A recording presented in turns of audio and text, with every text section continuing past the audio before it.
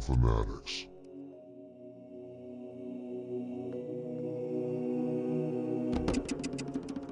This is going to be a show that hopefully we encompass everything that is entertainment, TV, movies, streaming, theories, discussions, analytics. The exciting part is we don't know fully what this is going to be just yet. So that's the exciting part. Little scary, more fun than anything. So I think we're going to hop into some things. Again, before we go forward, we figured we would start off with something we're super passionate about, which is Star Wars, specifically The Mandalorian. So what we want to do is we're going to talk everything Mandalorian today. Super excited. So what I want to do is start with our thoughts overall of the first half of the second season. So I know, Ryan, if you want to start that off, give me some of your high-level thoughts. High-level thoughts. So I enjoy The Mandalorian. I really do like The Mandalorian. I had to learn how to take a step back and kind of remove what my expectations are or were of The Mandalorian. I am typically a fan of, I can go along for the ride. I can let a show become what it needs to become, and even if it's a slow burn, right? I can be along for that ride. What I've found with The Mandalorian, though, especially the first season, is it took a while to show what it is. I mean, I think by like the fifth or sixth episode, I was still like, what? I don't know what this is about. Like, is this just about going to different places and I'm on an adventure here and then I got to go to the next place and I'm on an adventure there? Are they going somewhere with the child? Like, what's going on with Baby Yoda? Like, is this like Yoda's kid or something like that? I just had no idea. And so the first season got a little, I don't want to say rough, but it was, I got a little anxious. I mean, it's a slow burn. It can be a little bit redundant at times, a bit video game at times. And so, the end of season one, finally, the show kind of revealed itself. Yep. Okay, Moff Gideon comes in, and I think it started to pick up steam, and I left the last episode of season one really excited for season two. And then season two comes, and the first episode happened, and I was like, okay, it was good. We're reintroducing characters. We're introducing to a couple new ones, maybe. Right. And so, I enjoyed it. Personally, I thought the first episode was a little slow for me. Just because I think I was expecting to hop into the first episode of season two and we're immediately building off of where season one left off at. So, but it was a good episode though, some more world building. And the first episode of season one, we get that reveal at the end. And so, still for me, a little bit of a slow burn, but I think from episode two and on, my interest level has increased. I now have, especially after the last episode 4, I have a much better understanding of where the story's going, of what they're trying to do, what Moff Gideon's intentions are. So I think I'm finally now starting to get really invested into the story, more so than I ever have. I mean, there's been a couple of episodes that have kind of hooked me, but then the next 2 episodes kind of lose me. I think what this season is doing is slowly building my excitement for what's to come, right? The last season, I would get excited and then my excitement level would kind of drop and I'm like, where is this going? This season, each episode, my excitement level is getting higher and higher and higher and higher. And now I think I'm at a point to I cannot wait to see what happens next. That has not been the case for me in any other episode of The Mandalorian, except for the end of season 1.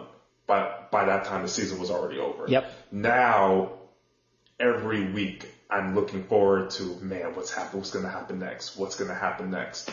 So, for me, I think overall, season 2, I enjoyed the first 4 episodes of season 2 than maybe the entire first season. Okay. Hot take, folks. Hot take. I thought the first season I had maybe 3 episodes in total that I really, really, really enjoyed. I think this season I have already really, really enjoyed the last 3 episodes that we've seen. And I cannot wait to see what comes next. Very nice. So that's me. That's what I have. That's a good take, and I'll tell you what, my thoughts are very similar. I think the beginning of the season it was a little bit different for me because I actually thought episode 1 was a pretty exciting episode for me. I think it was also probably the longest to date. I think it was just at about 40 minutes, maybe a little bit over. But I thought it was exciting. One of the things that I think going back to season 1 and starting season 2, one of the things I've wanted is more character development. Yeah. We get a little bit about Din Djarin. Again, we are now starting to get some more about Cara Dune and some of those things in season 2. But I think that's what I liked about episode 1 of season 2 was the fact that we get to dig in a little bit deeper to Cobb Vanth. We got to see his backstory. We got to see how does he acquire Boba Fett's armor, right? Again, spoilers, no spoilers, right? We all know he's back. So to be able to see kind of his backstory, they call him the Marshal. Timothy Oliphant plays marshals and plays country stars all the time, right? He just has something for the Old West. And it's fantastic. He's good at it. And the sad thing is this is actually the first thing I've really seen him in any extended play. And I really enjoyed that episode. I thought where it took a dip was episode 2, right? We get to meet our frog lady, and that's all well and good. We know Baby Yoda is the evil villain of the season. About that is I've heard numerous people say they didn't like that episode. Yeah. And I don't get it. I thought that episode was super, like the spiders and I thought that episode was super exciting. So I can tell you where it got a little wonky for me, and I think it was just more about my expectation. You talked about your expectations, why you love season 1 so much, especially the end. For me, the expectation was we were going, we had some real momentum at the at the end of season 1, and now it was really exciting that first episode, and then it took a dip, right? Okay, let's go on another side mission. Let's do point A, point B, just, again, like a video game. So I think for me, it was kind of like more of an expectation thing. Right. So now that I've seen episode 3 and 4 where we're headed, it kind of helps me see those first 4 episodes all as one part of the story. So I didn't mind the second episode that much. It just felt like we were nothing but momentum. Yeah. Okay, another side mission. So then you kind of start to think as a fan, just kind of like you mentioned, is this just going to be every week? Do I need to refine what my expectations are? Because I think a lot of fans, I know personally me, I want an overarching story. We've seen, the storytelling methods in Clone Wars. We've seen it in Rebels where you do 2 and 3 part arcs. Yeah. I love that kind of storytelling. I think Filoni is great with that. He's doing a great job on this show. So I think that's where we're headed. So that episode kind of took a step back for me and kind of made me go, okay, is this just going to be, we go from town to town. Yeah. I need something. You need something, these characters that I just met, I'm going to help you and maybe I'll give you something for it, and vice versa. So I think that's why I was kind of like, okay, do I need to dial back my expectations? Yeah, well, the one thing about it is, unfortunately, I don't think we still know. I mean, it still could be. We might not get to Ahsoka until episode 8, right? Yeah. Like he may go off into space in the next episode and I don't know, end up on another planet. And I think it's going to happen next episode. Yeah. And I'll tell you why in a little bit. But I do think the Ahsoka piece. I do think so. Does it have anything to do with Dave Filoni? It does have to do with Dave Filoni. So I think we'll cover it later. But to get in and just kind of finish the high level thought. So once I saw episode 3 and episode 4, I can tell it almost felt like almost like a pivot, right? Like everything up until this point has been, building. Let's focus on Din Djarin. We've got episodes 7 and 8 where we got introduced and really got to get in with Moff Gideon, take a look at what the remains of the Empire really look like. and then that kind of catapults you into season 2. Yeah. It was kind of slow going. So episodes 3, where you see Bo-Katan, which is phenomenal. It's a great payoff if you've watched Clone Wars and Rebels. It's great to be a fan with the lore. So by the time we got to the end of episode 4, which I'm sure we'll talk about at length in a few minutes, but once you get to the end of that, you get to look at it and say, okay, now this feels where the show is really taking off. We've gotten bits and pieces, and again, it's one of those things where, as audience members, whenever you're talking episodic storytelling, just like Game of Thrones, you're looking at 50, 55-minute episodes. Yeah. They're trying to tell this Mandalorian story in 30 to 35-minute chunks, so it's taking us a little while to get there. So I think where I thought maybe the second episode took a dip, I think as a whole, I would agree with you. I'm enjoying this season a lot more, and then I'm more excited for the last half of this season, and I think that's where that story arc will take off, so I'm excited for that. And I'm hoping it continues to go in that direction. Yeah. I am slightly pessimistic that they're going to go back into the kind of monster of the week. Creature feature of the week. Let's go slay this and exchange something for it. I have a slightly unrelated question. Do you think that The Mandalorian feels a bit slower because we are not in a space where we can binge the episodes? Do you think if you were to go back and binge season 1, do you think you would feel the same way about it if it compared to being released weekly? Honestly, that's a great question, and I think I have a direct answer. So I've actually recently gone back and started rewatching season 1. Okay. And I can tell you a lot of my, and I don't want to call them gripes, they're not gripes, the show is super strong, super interesting, but where it does feel kind of slow, it's a little light on plot, it was a lot more fun to watch the second time around. I could watch 2 or 3 episodes at a time. I kind of know where we're going. And again, I think a lot of what we're going to talk about on this channel, not just for Mandalorian, is the way we consume media.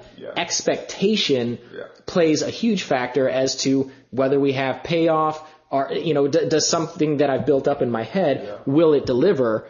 That's almost secondary to storytelling, right? There's what is the story that's actually being told? What is this expectation as an audience member that I think is going to happen and I actually want to happen? Can be 2 totally different things. So it actually is a lot more satisfying to be able to watch a couple episodes at a time, because I can tell you where I stopped at was episode 4. So the next rewatch for season 1 is going to be episode 5, which was that the young bounty hunter. And that to me has been the weakest episode by far, in my opinion, of both seasons. And I'm going to watch it and hopefully enjoy it a lot more, because guess what? I don't have to wait another week to see if something else is going to happen. I know that it goes into episode 6 right away, which I love. Let me tell you, and the reason I thought about that was because I remember, I recently binged through Clone Wars. Okay, yeah. And going back and thinking about Clone Wars, I can tell you, I don't think I would have the same level of interest in Clone Wars if I were to have watched it when the episodes were released weekly. I could see that. Just wouldn't. I can definitely see that being something where I take a lot of breaks. I maybe watch 10 episodes and then I have to kind of, and I don't know why that is. I think with Clone Wars, I enjoyed like the more smaller arcs, but there were just so many of those arcs that I wasn't invested in.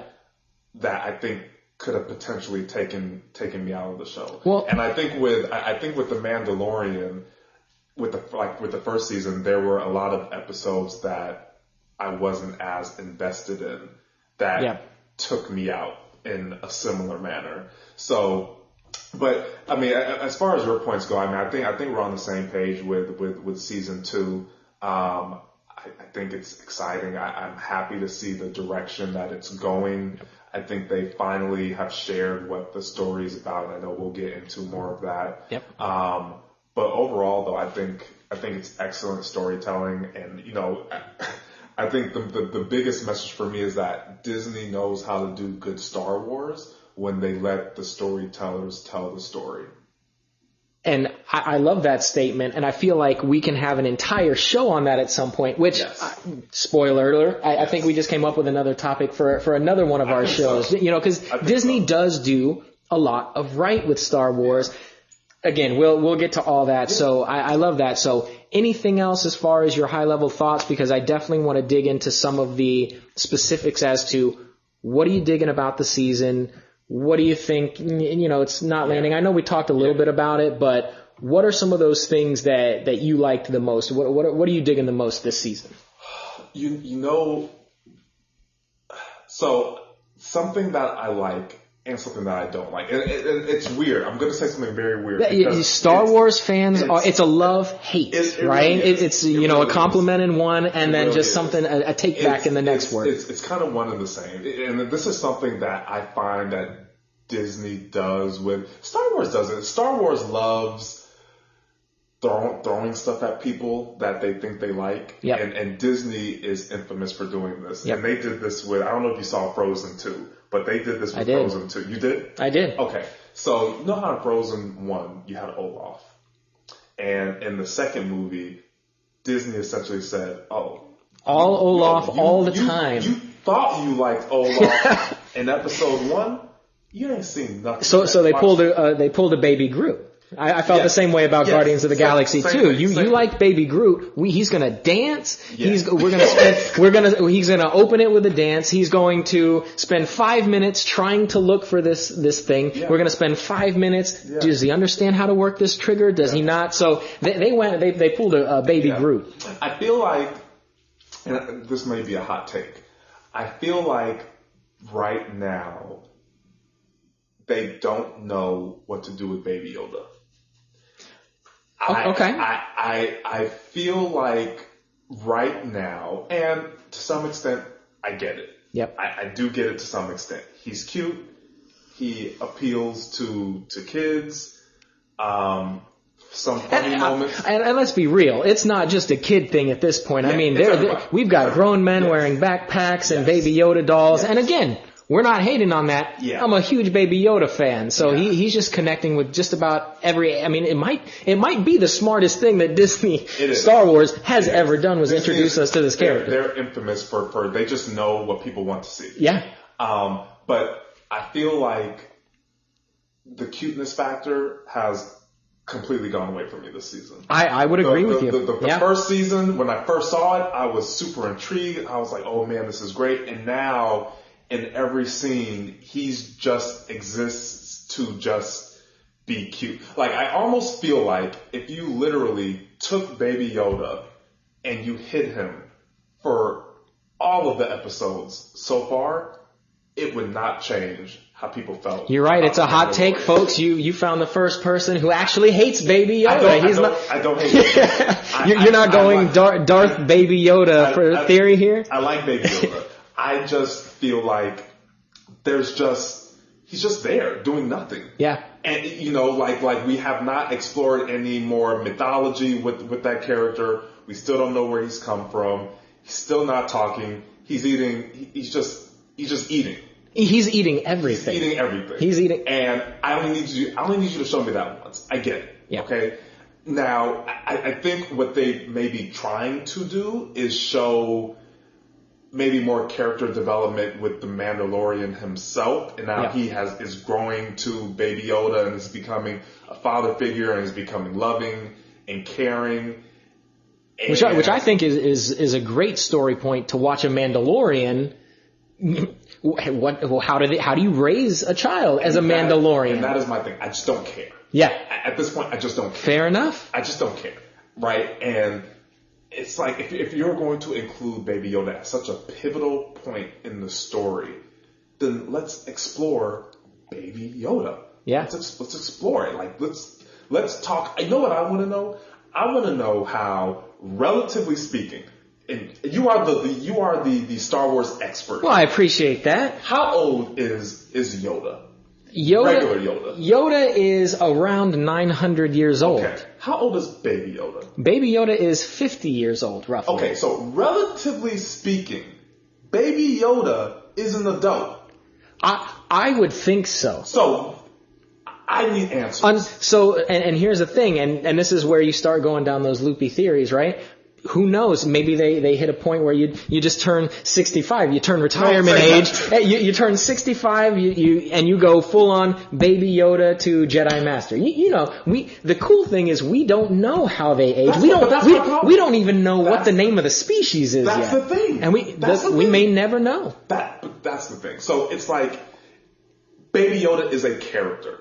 He's a character. He's kind of the MacGuffin. He's that thing that, MacGuffins in film is traditionally, it's the Ark. It's the lost Ark that Indiana Jones is chasing. It's that thing that you chase. So what I think for season 2, one of the things that I think that I can say to their credit is, and again, it might be because they don't know exactly how to use it.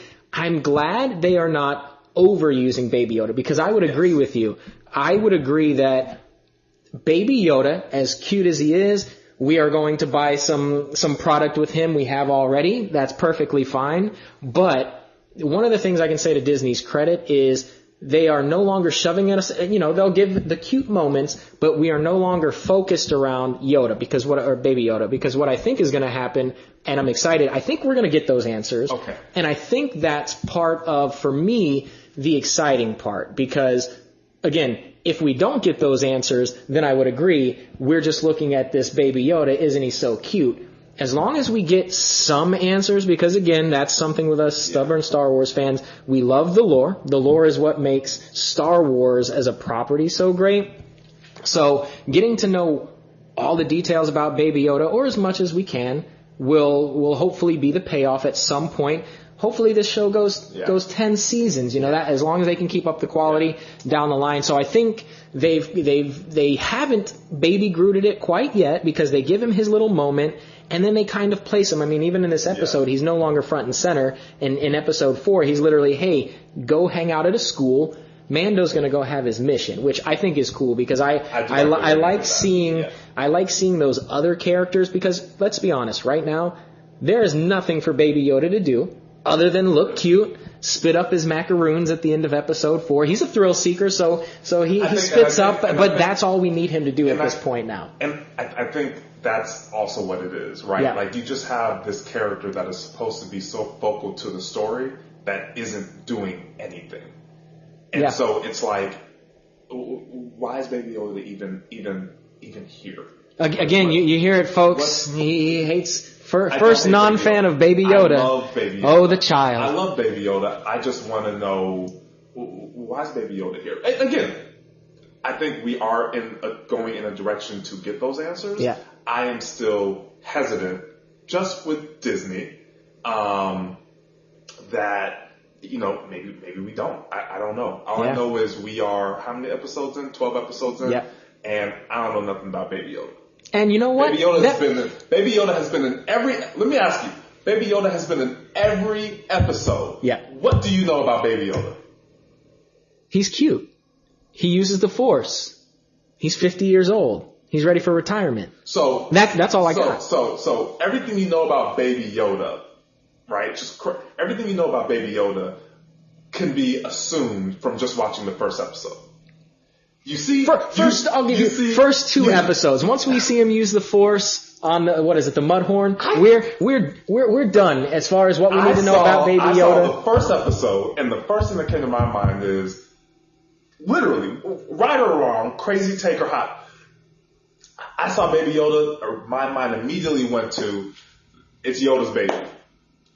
I think that's the first thing my mind went to, and with that, my mind said, he's Baby Yoda's son or daughter, is a Force user. Yeah. And they already said how old he was. And does he happen to use the Force, or is that just a species inherent where the Force... And those are all those answers that you want, that hopefully... I have faith in Filoni and Favreau that will get those answers. I have faith in them. Yeah. I don't have faith in Bob Iger or Bob Chapek or any of the other Disney executives. That's a topic for another discussion. Yeah. All I'm saying is, if you are going to include a character in your story, he is going to be in every episode for 12 episodes. I should not be at the 12th episode and be wondering, I don't know what this character is. He's just there. He's just a baby, and he just coos all day long.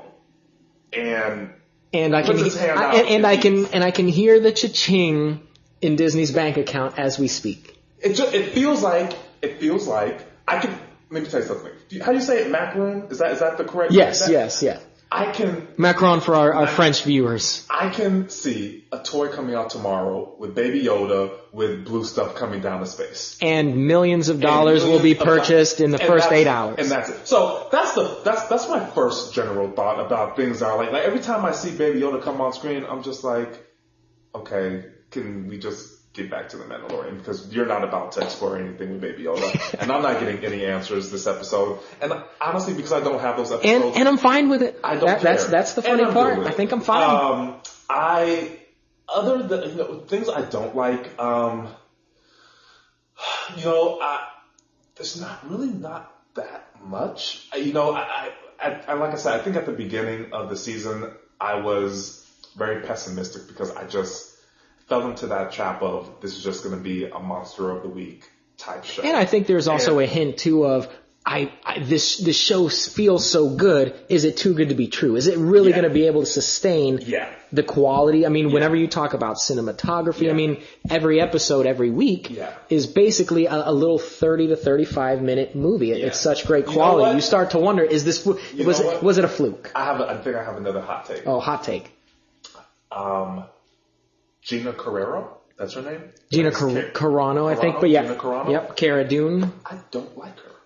Really? I don't like her character. Why not? I change this. I like the character. I think she is miscast. I don't like her playing that character. I just never buy into anything that she does. Is it the acting? It is the acting. I don't think she can act. And every time I see her on screen, it takes me out a little bit. Interesting. In episode 4, when she was, I don't know the name of it, but they stole the ship. And, they're riding in the ship, and you just watch the action sequences. I just don't buy any of it. None of her facial expressions. The scene looks so intense. Yep. She does not, her presence does not match the intensity of the scenes. And I would agree, normally I pick out on those things, but I think because they've given her, and whether that's a good thing or not, I think it's a great character, especially what we learned in episode 4. I don't think they're not asking her to do much, which is why I don't think I've had much of a problem. I mean, if you want somebody to look tough, you want somebody to be, the Marshal of Navarro now, I mean, you couldn't have picked a better person to do that. So I think depending on how much they use her character, and again, she might progress with her acting, but again, for what they've asked her to do, I think I'm okay with it. I don't think anything's taken me out of that quite yet. I like in the Mandalorian in general. I think I buy all the action scenes. Every scene with the Mandalorian looks very intense. Oh, it's phenomenal. The only action scene that I think just never quite sold me was the one where the Mandalorian and Gina Carano, they get into a scuffle. I think it was in season 1. Episode 4. They're on. They take some. That's where they meet. Yes. And you've got Baby Yoda, which we've established. Yes. Ryan is just not a huge fan of. Well, in that fight, he's sipping his soup. He's just sipping and now we've sold how many dolls of him just sipping his soup? But yeah, I would agree that one played off a little bit weird. But I guess I don't mind it that much at this point. See, I pay attention to all those things. Yeah. I think generally speaking, I love action and I love action movies. Yeah. 100%. And so, whether the action movies themselves that I watch have a good plot and all that stuff, I can get around that. If I'm watching an action movie and you are selling me on the action aspect and the action's good, I'm all in. Yeah. That's why I love the John Wick franchise. The action sequences themselves, aside from the one in the last movie that went a little bit too long and just didn't feel as realistic, I'm sold on those movies because it's an action movie and I'm sold on the action. Yep. Every time I see her do anything that's action related, I'm just like, she just does not look into this scene right now. and it's weird because and it's weird that you mention that, because every time I see her do something actiony in the show, it feels to me like it harkens back to the 1980s action where it's all about brute force. I mean, we're not doing a bunch of fancy karate moves, so it's almost like because let's be real, the 80 action movies, they weren't known for their acting. I don't think any of them will be doing a Shakespearean play at any given point. So I think she kind of harkens back to that, and I think that's her character. So I think that's why I don't mind as much, because one, she's been in it very, very little, and I think she'll continue to be in it very little, unless they decide to really take that arc that they started giving her at the end of episode 4, and even the offer to join potentially the New Republic. So. Yeah. Well, and I have 2 more things. So I think the one thing that I think I'm starting to sense from The Mandalorian, and again, this may be a hot take, I feel like they are starting to do a lot of spin-off show introductions. Okay. So, like, I don't know. I feel like Bo-Katan, I feel like maybe we might not ever see her again, but was this just an introduction to I have those same feelings. To kind of set up a spin-off series for her. And, like, I feel like a bunch of people get introduced, but they introduce them in the way where it feels like we probably may never see them again. And I think that's one of those things where, as fans, because I can tell you after episode 1 where we saw Boba Fett, I immediately got curious, and I'm like, okay, they introduced this gigantic character. He was dead. Again, we talked about spoilers, at the beginning of the show. He's come back, clearly. I immediately thought, how big of a part is Boba Fett going to have? There's so many other things going on. How can you tie this character and give him justice? So I decided to go online, went to IMDb, and I saw him credited as 1 single episode. So I think as a fan, I think it's going to be one of those things where as we go throughout this show, we're going to have to continually keep our expectations in check, because once I saw that he was only going to be in 1 episode, I'm free to enjoy everything else. Hold on, wait. He's not going to be in another episode? He's credited currently with 1 episode for this season. And that's what my concern is. Mm-hmm. It feels like there are a lot of, like, I can literally see a whole Mandalorian spin-off show with Bo-Katan and Sasha Banks' character, another guy, I forget his name. I can see them that's the only time you're going to see them. Now I would not be surprised if in 3 months we hear of a green light for a secondary Mandalorian show following Bo-Katan. I wouldn't be surprised. I mean, that's what they did with Clone Wars, right? What is it, the Bad Batch? The Bad Batch. We went ahead and now we saw some success. They were in maybe 2 or 3 episodes in season 7. It was a 4-episode arc. And don't get me wrong, it was a great arc, but of all the Star Wars material, let's greenlight that. So I think anything connected to The Mandalorian, as we know, we don't have any major movies coming out right now, or at least any that has been announced. So this is your property to keep Star Wars alive. We've got books, comics, all that stuff, but it's not going to top The Mandalorian right now. Mandalorian is top dog Star Wars right now.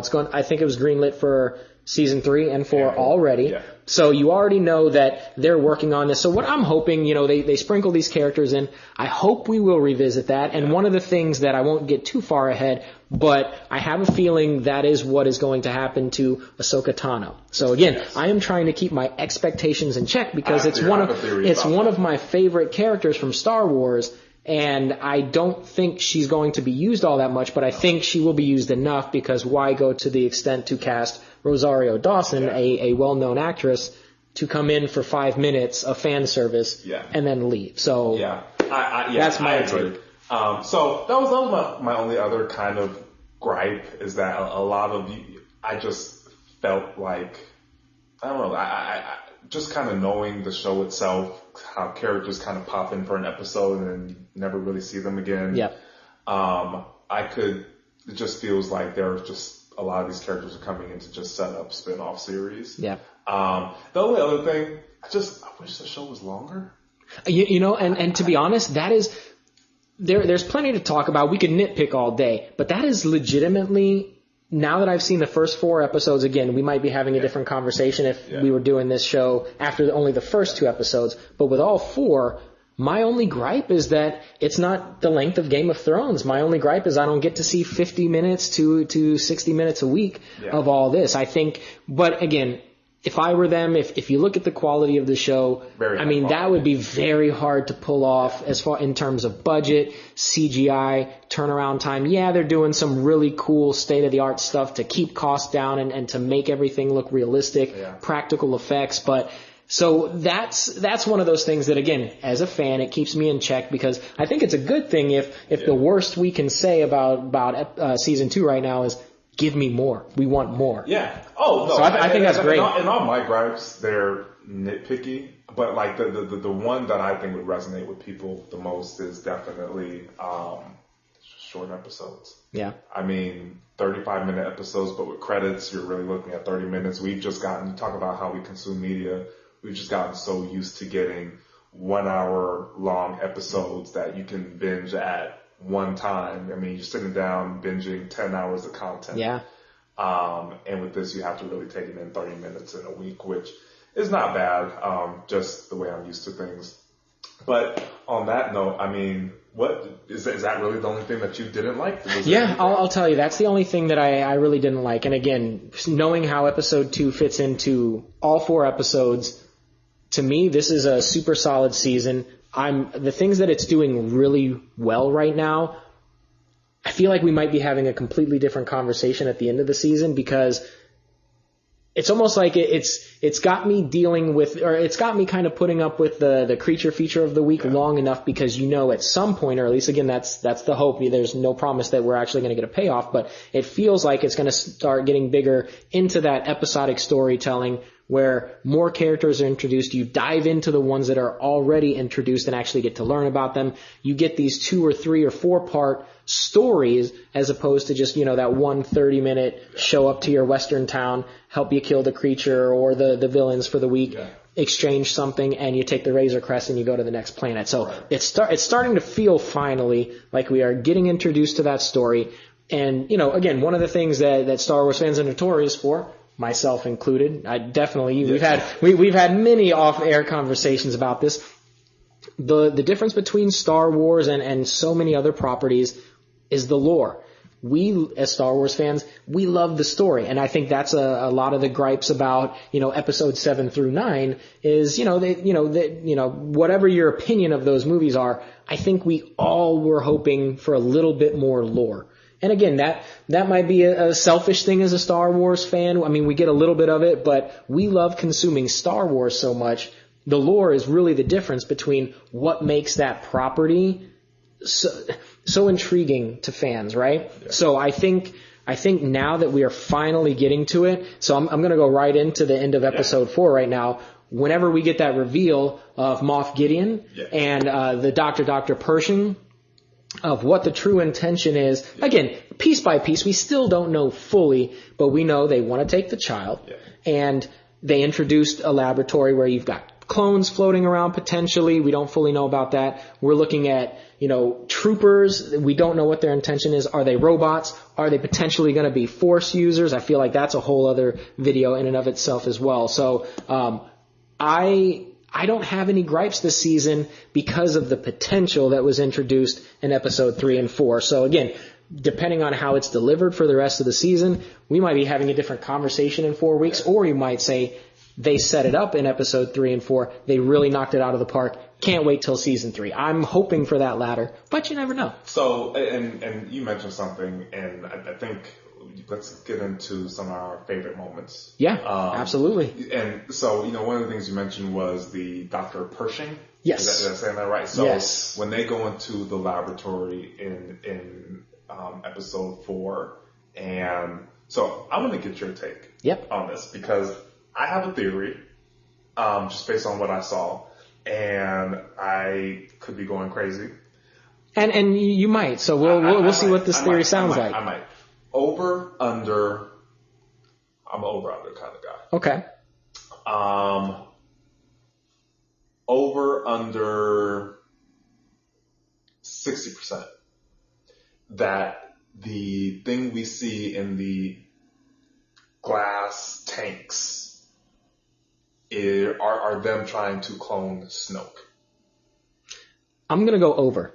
Okay. Because that was, I can tell you that was my first thought was, wow, we took the jump from let's introduce Baby Yoda and all these other things to now we're immediately showing you the connective tissue between this and the sequel trilogy. And one of the other reasons that kind of leads me to believe that is the part that, what's his name? Captain Carson Teva. Yes. He's Appa in Kim's Convenience for those who watch that show. It's a phenomenal show. You should watch it if you're not. I started watching it last night, by the way. Nice. Very nice. It's very Schitt's Creek-esque. It's Canadian. It's feel good TV. So who knows? We might have, that whole Kim's Convenience, Schitt's Creek. Gay discount. Oh, it's the first episode. Oh, so great. Everything about that show. So I love the fact that he's in that show, but whenever he mentions something very specifically to Cara Dune where it feels weird what's happening right now, right? Like you've got this New Republic first starting out, and if you read the comics and the books and everything, you kind of know that the New Republic doesn't really. There are at odds in the government, right? Some people want to be armed, some people don't. Princess Leia, Senator Leia, at that point, I think she's a big proponent of making sure that they are armed, that they are ready for anything that happens. And for them to start kind of getting those weird vibes of maybe we haven't fully defeated the Empire, maybe there are still some weird things going on. Come join us. Come take a look at that. That's what that episode felt like. So I think you are, and whether or not we thought this was going to happen in this show, I think they are at least lightly going to start touching on what does the rise of the First Order look like. And again, we have books that kind of speak to that. So that's why I think over 60%, my first thought was, holy crap, that's Snoke in that laboratory. So a couple things. And we need midichlorians. Yeah. And I know that's a terrible term for Star Wars, but we're bringing it back and we're making it make sense. So when I saw the last episode of season 1 and Moff Gideon had the Darksaber. Yeah. I immediately went to, okay, so this is tying into obviously, well, let me repeat that. When I saw that, I didn't know what it was necessarily because I hadn't yet. Yeah, that's right. You started kind of watching it in conjunction, or maybe even after season 1. I started watching Clone Wars and Rebels after I heard that Ahsoka was going to be in season 2. Okay. That was the driver that made me say, okay, well, Ahsoka's going to be in season 2. I kind of need to know who this character is before I start watching. Yeah. So I binged Clone Wars and Rebels. And so after I watched Clone Wars and Rebels, I learned about the Darksaber. And I made the connection to Moff Gideon in the last episode of season 1. Oh, he has a Darksaber. And so I was like, okay, so this show, I already know Ahsoka's going to be in it, but there is going to be an even more, or at least I thought, a deeper connection to Rebels and Clone Wars. And so I know Dave Filoni, I know he loves to connect things just from watching Clone Wars and Rebels. And so when I saw, I guess I always kind of thought, and whether I was right or wrong, in the last episode of season 1, just the armor that they were wearing, the I don't know if they're called stormtroopers, but Moff Gideon's people, the armor they were wearing, it reminded me very similar to the kind of the armor that the First Order was wearing. Okay. That dark black and just the style of the stuff they were wearing. And almost even like maybe an early version. I think they were called Death Troopers from Rogue One, if you remember those. Like it's an elite force. And clearly that's what they are setting up. So I always thought that there was going to be some sort of connection, and it makes sense just where the Mandalorian takes place for them to introduce some of those elements. Maybe not go full-fledged, but starting to just, like I said, introduce some of those elements, give breadcrumbs. And so when I saw the tank, the first thing that I thought of, right? I don't even think I was fully paying attention to the tank at that point. But the first thing that went to my mind was, holy shit, clones. They're Yeah, cloning some shit. And that head's a little deformed. That might be Snow. And so this might be the beginning 25 years before we even get to episode 7. That revelation came from me a little bit later when I went and rewatched. But at first glance, the only thing that came to my mind is clones. They're using Baby Yoda to clone some shit. Yes. They're trying to make some Jedi. We don't know where these Force users are. We've got this little child. Right. And for me, I think it kind of goes back to what we talked about earlier in the show, which is, how did they even know about Baby? Like, where did you find Baby Yoda? Where did you hear about Baby Yoda to even hunt him down in the beginning? But the cool part is, and I had to do a little bit of research myself because I thought, I looked and I thought, okay, maybe they're trying to make an elite, some stormtroopers. Maybe they just, created some new armor and that's why he's looking at it. So there's some stuff that I found online that apparently, and again, they might be bringing in Legacy stuff, which I wouldn't put past Filoni because he's brought so many things from Legacy, so many things from other materials. I mean, he's bringing in Clone Wars actresses from animated shows into live action. So I wouldn't put it past him. And we also trust Favreau that they know what good Star Wars is, whether they make it up, whether they pull it from Legacy and do their own version of it. And honestly, there's so much to pull, and we've seen it with Thrawn too. Yeah. He was a book series, decanonized, let's bring him back for Rebels, right? And he's phenomenal, and I want to see more. It'd be great to see him live action. Again, that's a whole other show on that. But apparently, in lore and in Legacy, there were, I guess they were dark troopers. Yeah. Which, again, I've heard a couple of things. Some of them say they were cybernetic and super strong, almost like, miniature Darth Vaders. I've heard that they were trying to create Force dark troopers, which is intriguing to me. I don't know how much I would buy stock into that one, but I love where they're headed because, it's starting to finally get, up until this point, we've been very weak on plot. We've got to get, this child back to the Jedi, wherever the Jedi are. What's a Jedi? I guess it's a sorcerer. So now we are starting to introduce things that we've not seen before, right? We're starting to go on its own. So that's why I say I'm super excited for the rest of the season because we are finally starting to get something other than we've got to just get this child to the Jedi. Yeah. So so after I kind of marinated on it a little bit, I went back and I watched the scene and I looked at the tank because then it was finally like, okay, wait, let me see if I can make sense of which is probably my favorite moment of the season so far is just the last 2 minutes of episode 4 to finally get that kick and momentum into the rest of the season. I loved everything about it. And when I looked at the head, I was like, man, this is a deformed effort. Yeah. This dude is like, and then I saw the scar on the head. Yeah. And so I put out my phone and I put out a picture of Snoke and I was like, okay. So now I'm going to bring up another gripe actually. And this isn't necessarily... Look out, folks. Got gripes for days. That must mean we are true Star Wars fans. This isn't necessarily a gripe on The Mandalorian, but it's not... This is my problem with Disney and Star Wars. And depending on how they take the rest of this season and the rest of the show, this may be a non-issue for me. Disney always tries to retroactively fix their stories. Yes, so, I would 100% agree with that. So I saw Snoke and I immediately got excited, right? Yep. And then about 15 minutes later, I was like, so wait, was this plan in motion before Snoke was created? And I guarantee you it was not. Or did you make Snoke... Without fact, without any inside sources, Snoke, absolutely not. And then the executive team got together and was like, all right, listen, we got to tie this up somehow.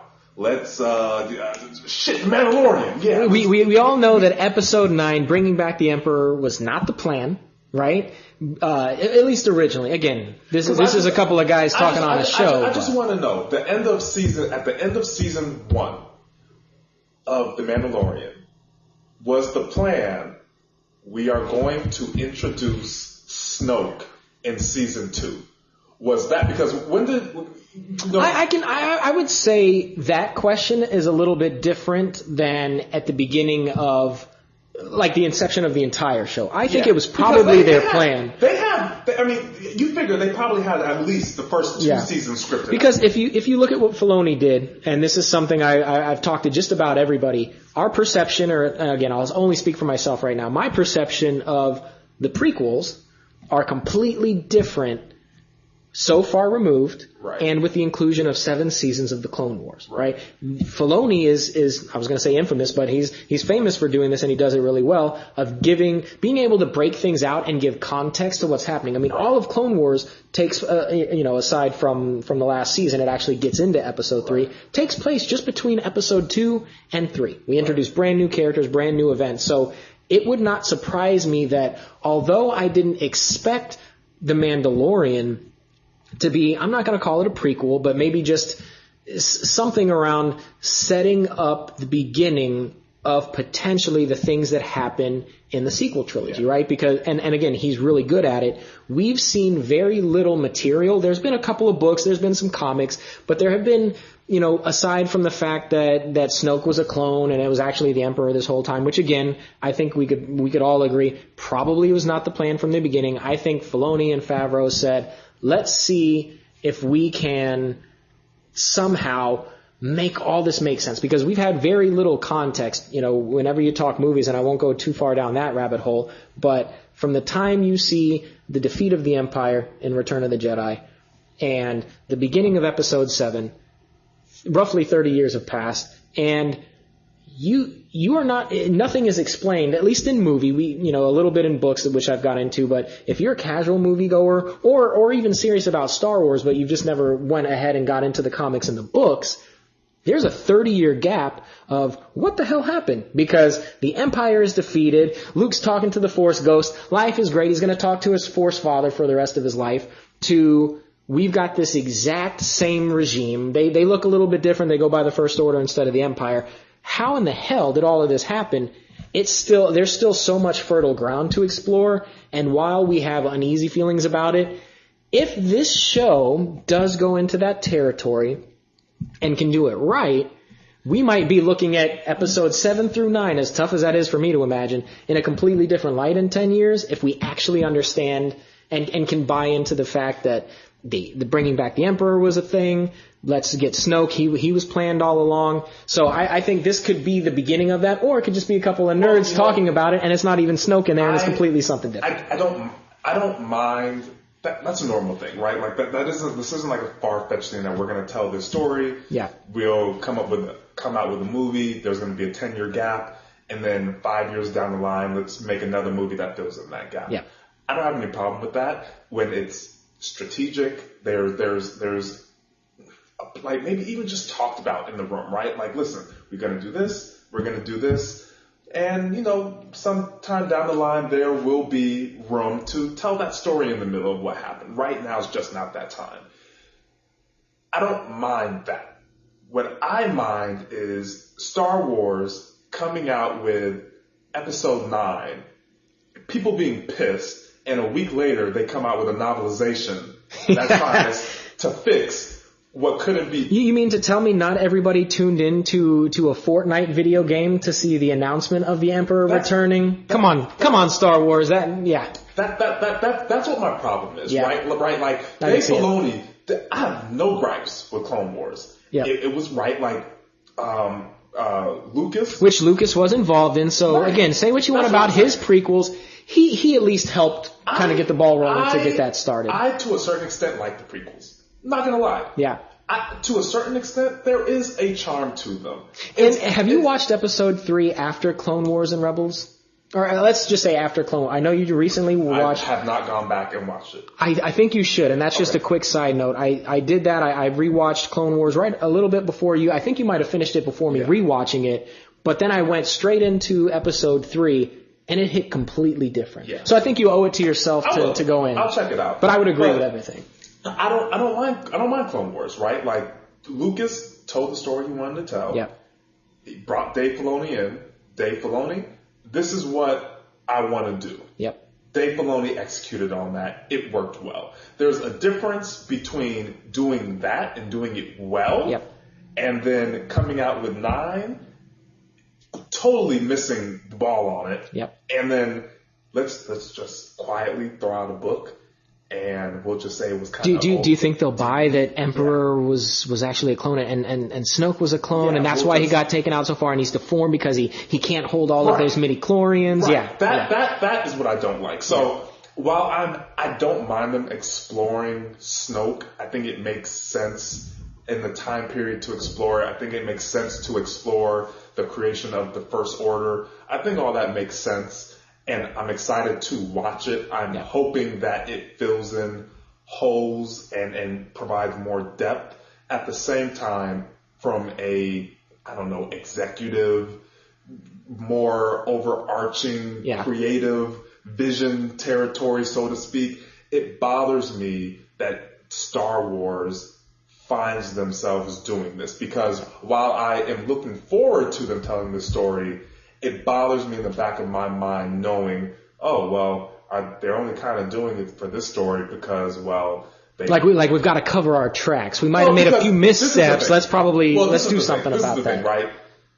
If you're looking long term, 20 years from now, if The Mandalorian ties in together really well with the sequels, no one's going to be thinking about this point in time. Yeah, it'll be two guys on a show going, what the hell do they know? Right. They were griping the whole time, and it turned out perfect. Right. You never know. Like 20 years from now, people aren't going to look at the sequels and be like, what the hell happened? All the kids are just going to watch all the movies in order, and it's just going to be like, oh, yeah, it makes sense. And now if you have The Mandalorian, because remember, Disney is long-term strategy thinking. Yeah. If you fill in the gap between what happened in the sequels and what happened in the prequels with The Mandalorian, 20, 25 years from now, when kids watch this, they're going to go right through the prequels, right through The Mandalorian, right into the sequels, and it's all going to make perfect sense. It's going to be a completely seamless experience, and we're going to remember 2020 and 2019 when all these movies came out and go, oh, well, what the hell is everybody, what were we all angry for? We're just a bunch of upset Star Wars fans. Right now, we are not the audience. Disney is already thinking 25 years ahead. They're already thinking 30 years down the road. Listen, there are kids that are not born that the next series of movies are going to be that target audience. Right now. Yeah. That's who they're thinking about. And listen, everyone's mad at the sequels. Guess what? It's okay. We're gonna fill in the blanks in The Mandalorian 20 years from now. It's all gonna look, see, this was the plan all along. Yeah. Snoke was doing this, and they've been, for the next 30 years trying to bring back the Emperor. And I'll tell you, I've had a love-hate relationship with the sequel trilogy, episodes 7 through 9.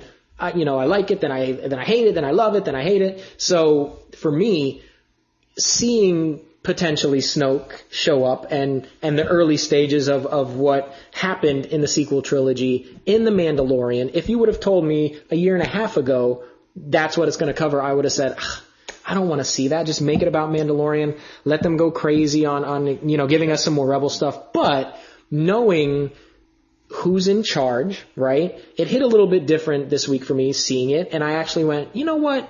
It's Filoni, it's Favreau. If this show was being led by any other two people, I would probably look at it and go, oh, God, leave the First Order out of it. Leave it in the sequel trilogy. I thought we were going to retroact that whole thing. We're going to wipe it, decanonize it. Let's go all out, make it legacy, and forget it. It never happened, right? It was just Luke Skywalker having a dream that happened. He woke up and it was, he's looking at Ewoks in Endor, right? So for me, with the folks that are in charge, knowing their track record, with, to a certain extent Rebels, but that was a little bit different, but it fleshed out the entire beginning of the Rebel cause. Clone Wars, this is kind of what Filoni does. And I didn't even think about that until we just had this discussion, right? Which is, this is what Filoni does. He goes in and he makes a show that fills in these gaps, that builds a world. That's what he's really good at. Favreau is doing a fantastic job with writing the episodes. They work together. So I am completely okay, cautiously optimistic maybe, to see if this is actually the beginning of the First Order and to see where that goes. Only because they are in charge. And honestly, they may so not hopefully go, it's good. They may not go into that at all. Again, we may be completely off, and at the end of this season, we're talking and going, wow, we missed the mark. We spent some time ranting on this. and we were way off. This actually has nothing to do with it. But, that's also part of the fun of Star Wars. You listen, you theorize, you get together with your friends as a community and you go, what do you think's going to happen? Yeah. What do you think? Which is a perfect segue because what the hell do you think is going to happen? What do you think is going to happen in episodes 5 through 8 of this season? Technically, I guess episodes 13 through 16, it's all chapter by chapter. So if we're looking at it, let's do chapter 13 through 16. How do you think season 2 wraps up? They put the tracker on the ship, which was a huge. I audibly gasped, and I shouldn't. It's totally a Star Wars thing to put trackers, but you that person gave you that look at the camera, and you said, okay, they're probably a mole, they're probably a spy, but you forgot about it by the episode. So what I am hoping, this is my hope. My hope is that next episode does involve Ahsoka. Which I think it will, and that's what I talked about earlier. I think it will. I think the show is leading to a huge showdown. I hope so. I think the next episode he will find Ahsoka. I think there's a chance that. Just because it's Dave Filoni, and I know he loves Ahsoka. Yes. I think there's a chance that Ahsoka plays maybe even a bigger role in all of this than we all think. Bigger than Baby Yoda, bigger than the Mandalorian. I wouldn't be surprised what if the blood that he's looking for really comes from Ahsoka? What if Ahsoka is really the cause of the creation, really, of Snoke in the First Order? That is an interesting take that I had not even thought of, because now it actually introduces something. Let's say the blood is from Yoda. If they find that there is another, then we can now, it might not be just Ahsoka taking these people in and trying to tell them about what happened to the Jedi and all. It could be now Moff and the remains of the Empire are actually after Yoda or Baby Yoda and Ahsoka. That's a nice take that I hadn't even thought of. I don't think it's a coincidence that on the same episode we essentially, he's leaving to go find Ahsoka. The tracker is now on the ship. Yeah. We now get the reveal of what they're trying to do to some level. They're trying to get Jedi blood, and he is literally going to one of the remaining Jedis on the Earth. And I'm assuming, on the grand scale of things, her M count, just based on her age, and I don't know how that works, I'm assuming, would be much higher than what Baby Yoda would have. And that is such an interesting take, because I was actually getting ready to tell you, not that you're crazy, but that I think that, and again, it might just be me as a fan trying to downplay my expectations. I was actually going to say, I think Ahsoka will not have as big of an impact on this season as we think. And again, that might just be me, but just because of the way things have been handled so far, you bring in a big character, you let them see it, you reveal it, it's live action, which is, again, much harder to do than animation. You know, we don't know, is she going to battle? Is she still a Jedi? I know they, at the end of Rebels, we kind of got, maybe she is, maybe she isn't. We saw Clone Wars wrap up. So I was going to go on the side of, if we did over or under, right? Definitely well under 60, that, this might be the only episode we see her in this season. She might pop in next season for 1 or 2 and be done. My hope, I'd love to see her in every episode, right? I'd love to see the child, Mando, and Ahsoka, right? That would be phenomenal. I don't think that's But happening. You just actually got me a little bit more excited, so I'm actually going to have to, again, be cautiously optimistic. Yeah. I was thinking that she would actually have a smaller part, but I like what you're saying, because I think that totally makes sense. Well, and given Filoni, that's his child. Think about it.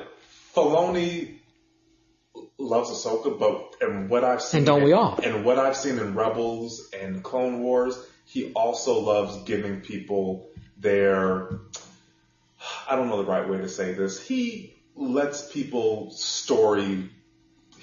die gracefully, right? Like so he completes their story arcs. Yes. Ahsoka has not. They go out with a bang. It's poignant. It's meaningful. It's sacrificial. Maul going out was beautiful, incredible. Yeah, the way he closed out the Clone Wars. The final time. Let's specify final time Maul went out. That guy's hard to kill. Yeah, but Ahsoka hasn't. Where's her story? Where's there left to go? Yeah. And so maybe it's a sacrifice. Yeah. Maybe she is only in it for this one episode. Yeah. And we do know that at some point between, Mandalorian timeline, which is 5 years after episode 6. So we're talking 25 years between right now to the end of episode 9 is 25 years. She's speaking to Rey. So we know that she's dead because she has to be a Force Ghost. All the Force Ghosts were talking. So at some point between Mandalorian right now and episode 9, she is dead. And we don't see her anywhere. I haven't seen her anywhere in canon as far as the timeline of the sequel. Yeah. So I wouldn't be surprised if she goes out. So again, I would love to see Ahsoka every week, but you're right, but I think you won me over though. I think she is going to be a bigger part than just maybe a cameo like I was preparing myself for. I agree. I think she has Jedi blood. She will only be in one episode. I don't think it's going past that. Yeah. But the role that she plays to the story itself, I think will be much more than just, you got to help me out with this mission this week. And then, I think this is going to be the first time someone other than, I don't even consider like Cara Dune or I don't consider, like, they haven't done anything, in my opinion, to like fundamentally change the way we view this show. I could 100% agree with that. I think this is going to be the first time. They are side players. But they have not fundamentally changed the way we view or look at the show or the Mandalorian. Yeah. Right? I think this is going to be the first time another character fundamentally changes the dynamic of the show. I don't think she'll be in all the episodes, but I think there will be something transformational about what she does to the direction of the story. And it could just be she tells the history of the Jedi to the Mandalorian. I love that. And she tells him about Yoda, and she tells about where Baby Yoda came from. Think about that, assuming it happens, think about that reveal when she, part of her Jedi Master Yoda, and then she sees this little version of Yoda that she probably hasn't seen for decades, maybe. This could be the type of thing where maybe we meet Ahsoka and she's ready to die. And maybe this is the last thing that she needs to do. Well, after the way they handled Luke Skywalker, please give me a powerful Ahsoka. That's just a quick aside. I hope she lasts longer than the second season. I'm okay because, to your point, I would assume that she will die in this series, whether it's now or if it goes on for 10 seasons and she's a bit player. She's going to die in this season at this point in the show. Let me tell you one of the main drivers why I think she's going to have a big role. Disney, they do a lot of things I don't like, but Disney, they are not dumb. You cannot put Ahsoka in this show. Other than the Mandalorian, this is the biggest name. Honestly, if you were to poll the general public right now and say, out of Rey and Ahsoka, you put out all the names of people that have been in Star Wars movies, and you said, who would you want to see another movie about, or who would you want to see a movie about? Ahsoka would be top 2. Yeah, I think so. She would be top 2. I think so. She would be top 2, right? Sign me up. And Ahsoka, maybe I have heard people that don't like Ahsoka, but they're older generations. I could see that. Ahsoka might be the most popular character in Star Wars among younger people. And they grew up, they saw her journey from 14, 15-year-old Padawan to, non-Jedi Master, but by her choice, but her skill set, everything. She's full on Jedi Master. How long Clone Wars had how many seasons? 6? 7 seasons. 7 seasons. Yeah, 7 seasons. And then Rebels had 4 seasons. So that's 10 years worth of stuff? Yeah. You have kids. And now you're going to see her a third time with another age gap. You're talking followed her complete life cycle, which is fantastic. About, which is similar to people who followed Luke or people that, right, like, you cannot put her in this show. Yep. You cannot cast Rosario Dawson in this role. You cannot tell people that this is happening for her to play the same role that Bo-Katan played. Yeah, I would 100% agree. So, watching Bo-Katan in live action, phenomenal. Not on Ahsoka's level. Not excitement level, popularity, richness in story. Again, Bo-Katan has a great story, but I like the fact that you use the word transformational, right? Seeing her in this show, again, we might be talking differently next week if it doesn't happen this way, but I would assume that is what Ahsoka is going to do for the show. And the reason that I think it's going to happen next week, nothing's been confirmed, but I have seen a couple of things that say Episode 5 is being written by Filoni and being directed by Filoni. And Jon Favreau writes the majority of episodes. Right. And, everybody takes their hand at directing. They've had different directors. By the way, shout out to Carl Weathers, who directed the hell out of this episode. I had no idea it was directed by him until afterwards. Love the way he shot action. But anyway, so there's no way in hell that Filoni is going to let anybody else but himself write and direct the debut in live action of Ahsoka, which I think, again, I haven't seen it confirmed, but as soon as I see something about, episode 5 of this season being written and directed by him, Ahsoka's going to appear. Whether it's for the full episode, whether it's she removes her hood at the end and it kicks us off into episode 6, it's going to happen that way. Yeah. He's the brain, he's the brains behind Ahsoka. She's his baby at this point. I'm super stoked for it. Like